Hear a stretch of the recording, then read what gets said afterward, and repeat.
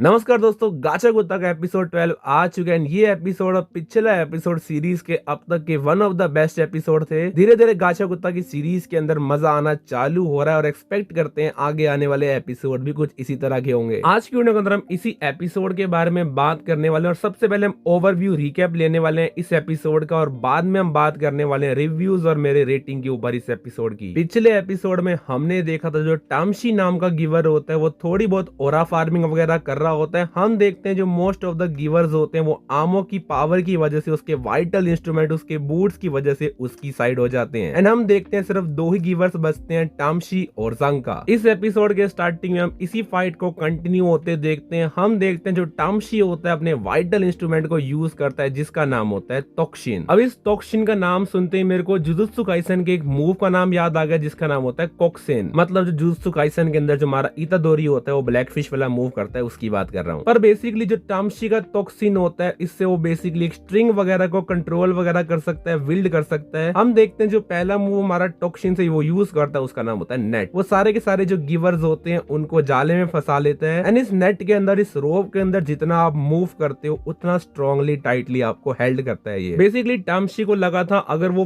Pen को feel करेंगे तो बेसिकली वो आमो के कंट्रोल से बाहर आ जाएंगे, पर ऐसा होता नहीं है। इसके बाद हम देखते हैं अगला मूव जो हमारा टामशी करता है वो होता है फैन रीलिंग। इस मूव के अंदर होता क्या है, जो बेसिकली टामशी होता है अपने सारे के सारे दोस्त गिवर्स को एक रीलिंग के अंदर गोल गोल चक्री के अंदर बंद कर लेता है। एंड हम देखते हैं इतने ज्यादा पेन के बाद भी जो कैरेक्टर्स के अंदर खून वगैरह आ रहा होता है फिर भी वो बेसिकली कंट्रोल से छूटते नहीं है आमो के। इसलिए हम देखते हैं जो हमारा टामशी होता है वो सारों को गोल गोल घुमा देता है और रिलीज कर देता है। एंड हम देखते हैं जब आप इतने टाइटली बने स्ट्रिंग को एकदम से छोड़ते हो तो बहुत ज्यादा तेजी से रोटेशनल मोशन करते हैं। हम देखते हैं अपने एक्सिस के ऊपर इतनी ज्यादा पावर जनरेट करते हैं, ज्यादा वेलोसिटी जनरेट करते हैं कि बहुत ज्यादा नीचे ग्राउंड फ्लोर के अंदर चले जाते हैं सारे के सारे गिवर्स। एंड हम देखते हैं नीचे सारे के सारे जो गिवर्स होते हैं वो बेसिकली ऑलमोस्ट मरे पड़े होते हैं, सबका बहुत ज्यादा खून वगैरह निकल रहा होता है। बहुत ज्यादा कंफ्यूजन होती है मेरे माइंड के अंदर भी कि टामशी नाम के बंदे ने अपने दोस्त गिवर्स को मार दिया। जांका भी काफी ज्यादा कंसर्न्ड वगैरह होता है कि भाई चीजों को इतना ज्यादा दूर लेके जाने की क्या जरूरत थी। पर इसके बाद जो हमारा टामशी होता है वो हमको याद दिलाता है रेमलिन की। हम देखते हैं जो रेमलिन नाम का स्पेल कास्टर होता है उसने सबके ऊपर एक स्पेल कास्ट किया था अपनी ड्राइंग से, जिसमें ये लिखा था कि बेसिकली सब लोग एक फेटल ब्लो से बच पाएंगे, उनका डैमेज रिड्यूस हो जाएगा। इसलिए हम देखते हैं उस जादू का, उस स्पेल कास्टर की वजह से हमारे सारे के सारे कैरेक्टर्स हील होने लग जाते हैं। एंड इसी सेम रीजन की वजह से जो इंजन होता है वो भी बचा होता है। असल में जो इंजन होता है उसका डैमेज बहुत पहले स्टार्टिंग में हील हो चुका होता है। जो इंजन होता है बेसिकली एक्टिंग कर रहा होता है मरने की, एंड जैसे ही उसको अपॉर्चुनिटी मिलती है वो जूता ले लेता है हमारी आमो का। एंड आमो बताती है बेसिकली आमो एक जूते से अपनी पावर्स का कंट्रोल नहीं कर सकती, उसको दोनों जूतों की यूज होती है अपने वाइटल इंस्ट्रूमेंट को कंट्रोल करने के लिए। जो सारे के सारे गिवर्स होते हैं वो बेसिकली आमो के कंट्रोल से बाहर आ जाते हैं। इसके अलावा हमको एक बहुत पुराने सीन से रिलेट करते हैं। हम देखते हैं जो क्लीनर्स के हेडक्वार्टर में जो रिसेप्शनिस्ट होती है जिसका नाम होता है सेमियो। सेमियो ने अपनी आईज का यूज करके, अपने वाइटल इंस्ट्रूमेंट का यूज करके रूडो के अंदर के पोटेंशियल को नोटिस किया था। एंड जब क्लीनर्स का बॉस सेम चीज पूछता है सेमियो से तो सेमियो उसको बताती है कि एक्चुअल के अंदर रूडो की पावर सिर्फ उसके ग्लव्स के अंदर नहीं है। एक छोटा सा प्लॉट ट्विस्ट वगैरह भी कह सकते हो। बेसिकली रूडो के अंदर सम सॉर्ट ऑफ कर्स जैसी पावर है जो पूरे के पूरे वर्ल्ड को डिस्ट्रॉय कर सकती है। एंड इसी कर्स को, इसी इमोशनल कंडीशन को हमें दिखाते भी हैं एनीमे के अंदर। अगले सीन के अंदर हम देखते हैं जो रूडो होता है बहुत ज्यादा इमोशनल और गुस्सा हो जाता है। रूडो के अंदर बहुत ज्यादा इम्पेशंस होता है, उसको लगता है जो उसके सारे के सारे गिवर्स दोस्त होते हैं वो दोबारा से मरने वाले होते हैं इस लड़की की वजह से। इसके बाद जो हमारा रूडो होता है वो बढ़िया मुक्के मारता है इस लड़की के लगातार। मतलब काफी ब्रूटल सीन होता है तो काफी मजा भी आता है देखने में। इसके बाद जो बाकी सारे गिवर्स होते हैं बेसिकली रूडो को रोकने की कोशिश करते हैं, रूडो को समझाते भी है, रूडो से पूछते भी हैं। बेसिकली जो इंजन होता है उसको बोलता है कि तू अपने दिमाग से सोच रादर देन इमोशनली। जो उनका मेन टास्क था इस बिल्डिंग के अंदर आने का, आमो से मिलने का था, वो था इन्फॉर्मेशन। और रूडो ने इतनी बुरी तरह मारी आमो को मारा है कि उनसे वो इन्फॉर्मेशन कलेक्ट करना उनके लिए उतना मुश्किल हो जाएगा। रूडो इस सीरीज के अंदर लगातार यही बात कर रहा होता है जब वो स्पीयर पे था और जब वो ग्राउंड के अंदर है उसके अंदर कोई भी ग्रोथ नहीं आई है। रूडो को फील होता है वो धीरे धीरे ग्रो हो रहा है, धीरे धीरे बेटर हो रहा है, पर एक्चुअल में वो सब इल्यूजन की तरह थे उसके लिए। एंड ये चीज इंजन बताता है, आप धीरे धीरे ग्रो करते हो और धीरे धीरे रियलाइज करते हो। अपनी गलती को रियलाइज करना is first step to grow. Basically इस एपिसोड के अंदर थोड़ा बहुत वो कर्स वगैरह को एक्सप्लेन करते हैं, रूडो के अंदर किस तरह से जनरेट वगैरह हुआ हो, किस तरह से डार्क इमोशन की वजह से जनरेट हुआ होगा। पर दूसरी तरफ हम देखते हैं जो आमो होती है धीरे धीरे ओपन अप होती है एंड वो बेसिकली एक एंजल के बारे में बताती है। हमें पता लगता है कोई एक ऐसी एंजल एग्जिस्ट करती है जो कि बेसिकली बंदों को ट्रांसपोर्ट कर सकती है ग्राउंड से स्पीयर की तरफ या स्पीयर से ग्राउंड की तरफ। एंड इसके अलावा पता लगता है जो आमो को उसके बूट्स मिले थे वो उसको आमो ने उसके पहले प्यार ने फर्स्ट लव ने दिए थे। तो बेसिकली एपिसोड बहुत ही इंटरेस्टिंग एपिसोड था। इस एपिसोड का जो पहला फाइट सीक्वेंस था वो बहुत ज्यादा इंटरेस्टिंग था। गाचा कुत्ता के एनिमे की जो फाइट्स होती है वो प्री प्लान्ड फाइट होती है। जो इसका ऑथर होता है उसने सोचा होता है कि इस डायरेक्शन में फाइट को लेके जाना है, किन किन चीजों को यूज करना है। जो उन्होंने रेमलिन नाम के कैरेक्टर को इंट्रोड्यूस किया था वो फालतू में इंट्रोड्यूस नहीं किया था। मैं तो भाई ऑलमोस्ट भूल गया था रेमलिन को। उन्होंने बढ़िया मूवमेंट पे उसको दोबारा से इंट्रोड्यूस किया और दोबारा से लाया सीन के अंदर। एंड इन्होंने जो रूडो के अंदर का एक छोटा सा जो प्लॉट ट्विस्ट दिखाया, रूडो के अंदर ऐसा कोई कर्स है जो पूरे के पूरे वर्ल्ड को डिस्ट्रॉय कर सकता है। एंड जो उन्होंने सेमियो ने बहुत एपिसोड पहले स्टार्टिंग के अंदर जो रूडो के अंदर के पोटेंशियल को उन्होंने एक्सप्लेन करने की कोशिश करी, ये चीजें वैसे काफी अच्छी थी देखने के अंदर। और मेरे ख्याल से इन चीजों को थोड़ा सा